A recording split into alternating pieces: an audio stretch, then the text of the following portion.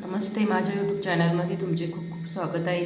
तर मी आज बनवते बटाट्याचे चिप्स. बटाट्याचे चिप्स बनवण्यासाठी 2.5 किलो बटाटे घेतले. हे पातळ सालीचे बटाटे आहे. तर सर्वात पहिले बटाट्यांची साल काढून घ्यायची.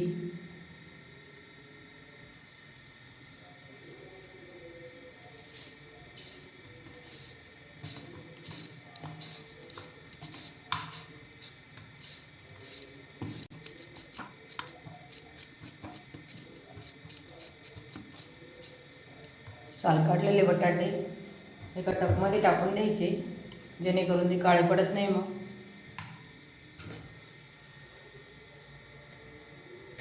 सर्व बटाट्यांची साल काढून घेतली. आता बटाटे किसून घेऊया. किसणी घेतली मी. एक एक करून बटाट्याचे सर्व चिप्स पाडून घ्यायचे.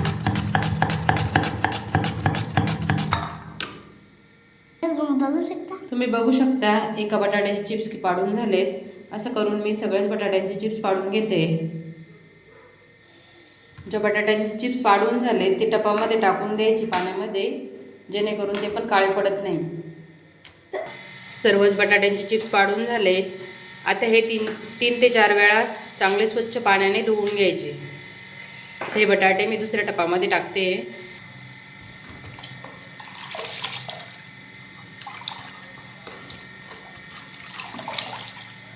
मी फक्त 3 ते 4 तासासाठीच भिजत ठेवणार आहे. कोणी कोणी रात्रभरही भिजत ठेवतं. तुरटीचं पाणी टाकून मी तुरटी न टाकता बनवते एकदम पांढरे शुभ्र चिप्स.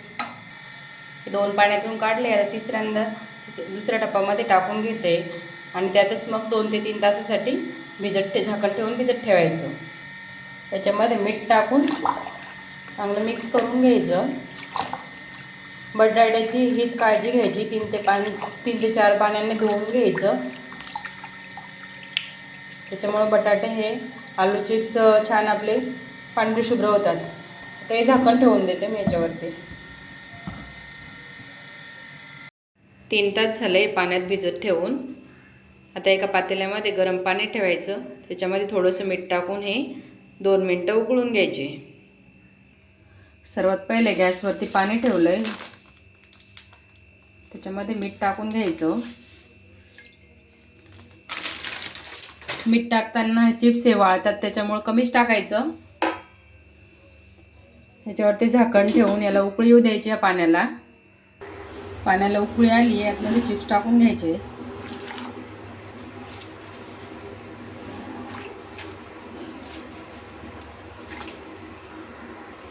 सर्व चिप्स टाकून घेतले मी एकाच भांड्यात. याला हलक्या हाताने असं खालीवर करायचं. फक्त 2 मिनटं होऊ द्यायचं असंच. बटाटा हा फक्त 40% शिजला पाहिजे. याला 2 मिनटं होऊ देते मी असंच. 2 मिनटं झाले. आता चाळणीच्या साहाय्याने किंवा झाऱ्याच्या साहाय्याने यातलं पाणी निथळून घ्यायचं. एका भांड्यात हे सगळे चिप्स काढून घ्यायचे. चिप्समधलं सर्व पाणी काढून घेतलंय. आता उन्हामध्ये सुकून घ्यायचं. पातळ करून सुकायला टाकायचे एक एक करून.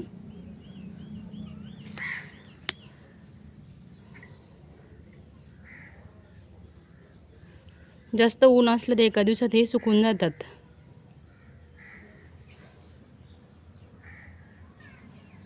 बघू शकता आपले चिप्स एकदम पांढरे शुभ्र तयार झाले.